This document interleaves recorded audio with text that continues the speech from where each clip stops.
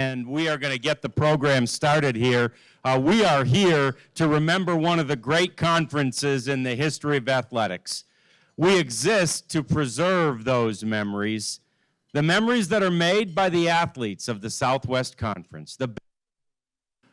Are called Hall of Famers. And today, we will induct 9 new Hall of Famers into the Southwest Conference Hall of Fame. Our first inductee on this day was an All-American defensive tackle at the University of Arkansas and the 1970 Southwest Conference Defensive Player of the Year. He later became one of the most respected defensive coordinators in all of college football, and he called TCU home for a long time. Please welcome our first inductee from the University of Arkansas, Dick Bumpas.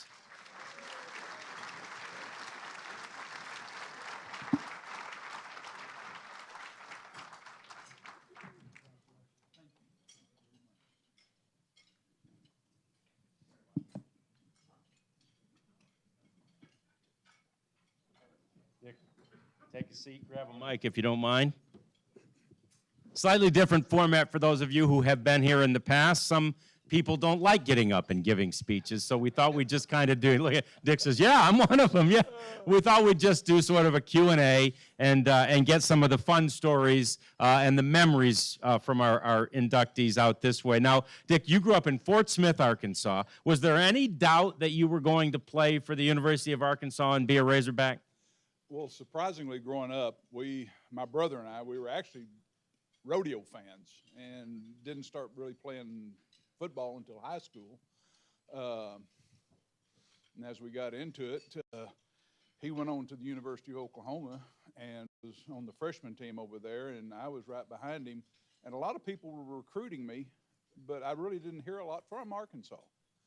And as it turned out, my head high school coach had really said that they shouldn't recruit me.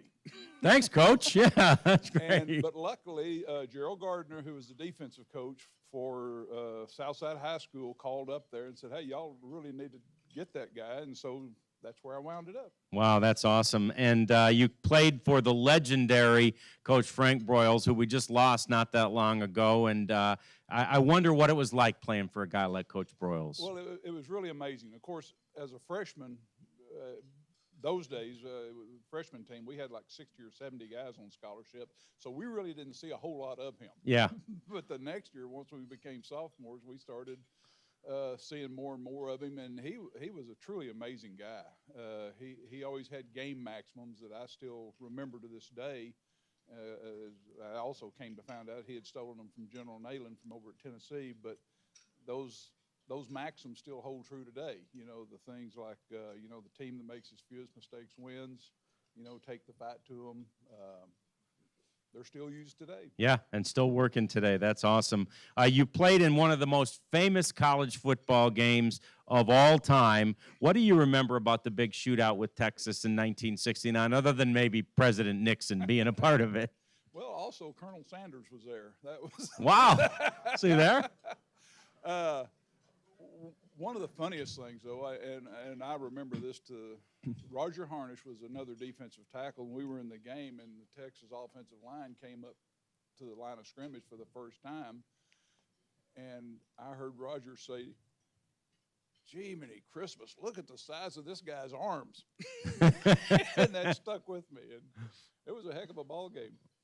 And obviously, it captured national attention. I mean, did you guys know at the time that it was such a, you know, it was destined to be such a well thought of and sort of the game of the century type game? Not really. Raise it? Better? Okay.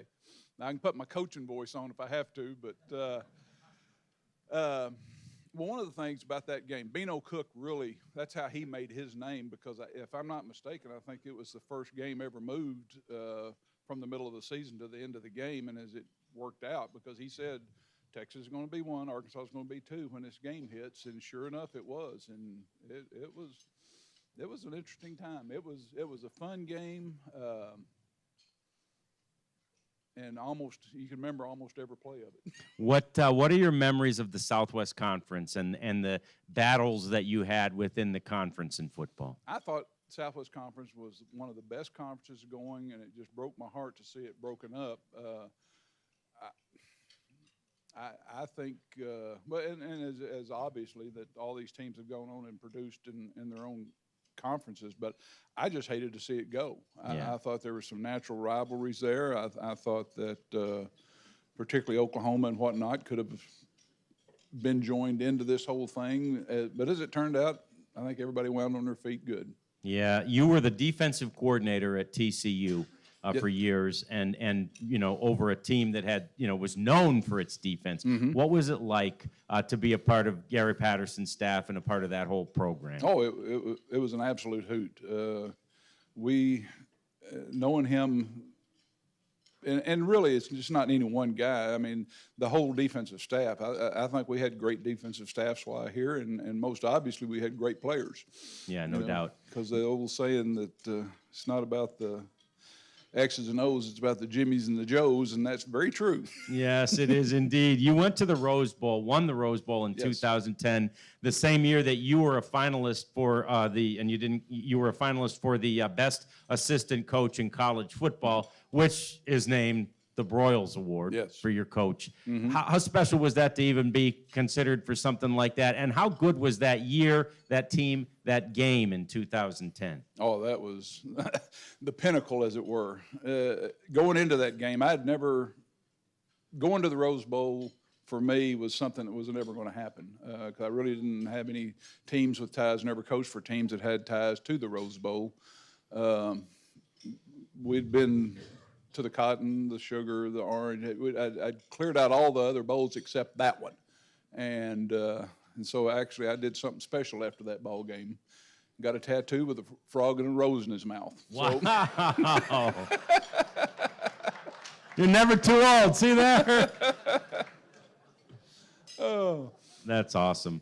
Well, Coach, congratulations on your induction into Southwest Conference Hall of Fame. Thanks for the memories. Thanks for all the greatness you provided while you played for us. And ladies and gentlemen, one more time for Dick Bumpas, our first inductee into the Southwest Conference Hall of Fame.